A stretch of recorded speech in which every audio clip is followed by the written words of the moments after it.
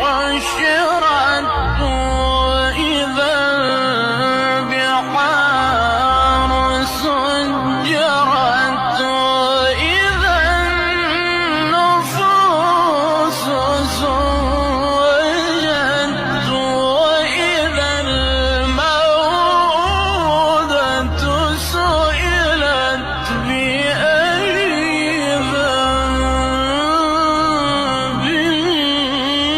قتلت.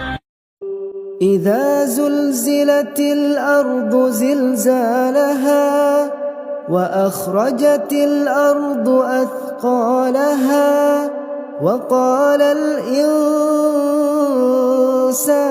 ما لها يومئذ تحدث أخبارها بأن ربك أوحى لها يومئذ يصدر الناس أشتاتا ليروا أعمالهم فمن يعمل مثقال ذرة خيرا يره ومن يعمل مثقال ذرة شرا يره.